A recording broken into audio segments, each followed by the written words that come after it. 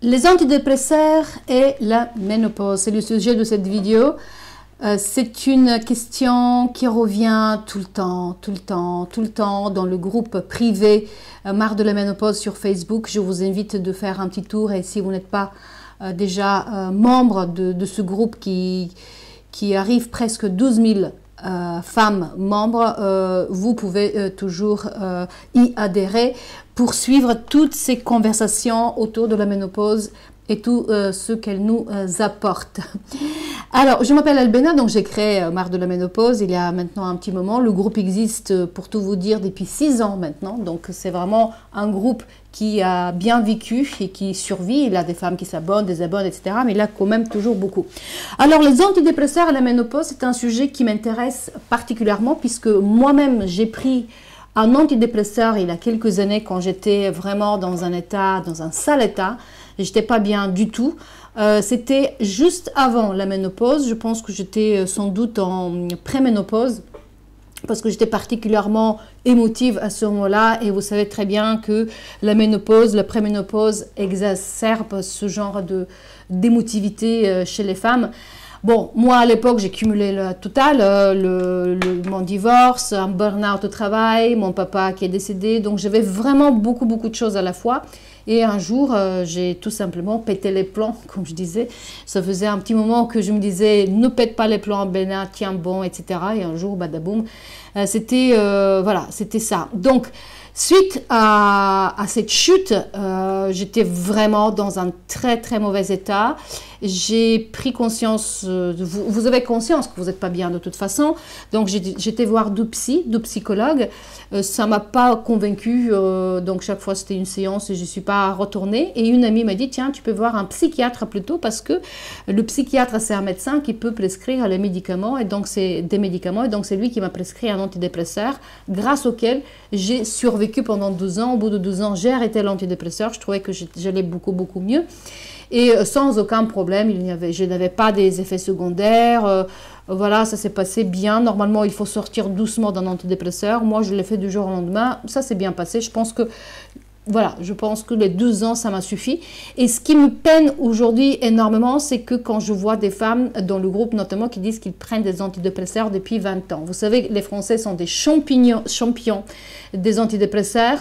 On consomme énormément. Il y a beaucoup de molécules. Je vais vous citer quelques-unes tout de suite. Et celles que les femmes citent le plus souvent dans le groupe. Mais voilà, donc antidépresseur peut être utile à un moment donné. Effectivement, grâce à cet antidépresseur, je me suis sortie d'une grande crise existentielle personnelle que je vivais à ce moment-là. Mais est-ce que pour autant il faut les prendre tout le temps? Est-ce qu'il n'y a pas des dangers de ces antidépresseurs? Voilà de ce que je vais vous en parler rapidement dans cette vidéo.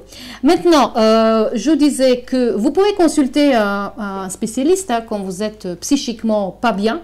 Vous avez des problèmes, donc vous avez vraiment besoin de quelqu'un qui va vous écouter et qui va avec une très grande bienveillance, pas vous donner des solutions, mais vous guider vous-même vers les solutions qui sont déjà en vous quelque part, mais pas vous imposer des choses. Ça, c'est vraiment les meilleurs spécialistes. Donc en France, il y en a 3 types. D'abord, le psychologue, c'est une profession qui est encadrée. Donc il faut avoir un diplôme de psychologue, c'est Bac plus 5 minimum, voire un doctorat et plus. Et en France, c'est très difficile d'obtenir son diplôme. Très peu d'établissements délivrent ce diplôme et il est un peu compliqué même de s'inscrire puisqu'il y a très peu de places. Je peux en parler puisque ma fille fait la psychologie et elle le fait à l'étranger et là maintenant elle veut revenir en France pour son M2 et voilà, donc il y a des difficultés de reconnaissance même si elle est dans un pays européen, donc c'est un peu compliqué. Bref, premier spécialiste c'est le psychologue, deuxième c'est psychothérapeute. Tout le monde peut être psychothérapeute ou thérapeute de cours. Il suffit voilà, que les gens aient une sensibilité et des compétences tout de même pour faire ce métier. Et enfin, psychiatre. Le psychiatre que j'ai vu moi personnellement, c'est un médecin qui est diplômé de l'État français, qui a un diplôme de médecin, qui a fait ses 8 années d'études plus des années de spécialisation, qui vous conseille, qui peut vous donner des ordonnances. Maintenant, en France, les antidépresseurs, il y en a beaucoup et je vais vous donner juste la liste de ceux qui sont vraiment dans le top 10. L'antidépresseur qui bat tout le record, c'est vortioxétine. suivi par agomélatine, ensuite escitalopram, citalopram, sertraline. Voilà, sertraline, c'est l'antidépresseur le plus souvent cité. Soit sertraline, soit Zoloft, c'est la même molécule, hein, il faut le savoir, c'est juste le nom qui change, puisque Zoloft étant un générique. Et donc la sertraline, il faut savoir, appartient à un groupe de médicaments, donc on est bien d'accord, antidépresseurs, c'est un médicament, il ne faut pas le prendre à la légère, donc il faut avoir une ordonnance. Ils appartiennent à un groupe de médicaments qui sont appelés ISRS, c'est-à-dire inhibiteurs sélectifs de la recapture de la sérotonine. Recapture de la sérotonine, un neurotransmetteur, ou souvent on dit l'hormone du bonheur. C'est en fait, on va dire, pour simplifier la chose, l'hormone qui génère nos fluctuations d'humeur, qui gère l'alternance aussi veille-sommeil, l'appétit, la douleur, la température du corps, la libido, la vigilance. Et donc, la mémoire également, donc c'est une hormone qui est important d'en avoir. Donc, grâce à sertraline ou Zoloft, le plus souvent cité par les femmes dans le groupe Facebook Marre de la ménopause, c'est effectivement quelque chose qui va stimuler la sérotonine. Mais sachez qu'il y a des manières tout à fait naturelles pour stimuler la sérotonine. Il est synthétisé par exemple à partir de tryptophane. Et tryptophane, c'est un acide aminé essentiel que vous trouvez dans beaucoup d'aliments, dont la banane. C'est mon tryptophane préféré puisque j'aime beaucoup la banane. Je trouve qu'elle a beaucoup de vertus, à la ménopause surtout. Donc, on peut consommer des bananes et vous pouvez ainsi générer la sérotonine. Bien sûr, il y a le sommeil, bien sûr, il y a les promenades dans la nature et qui vont la stimuler naturellement.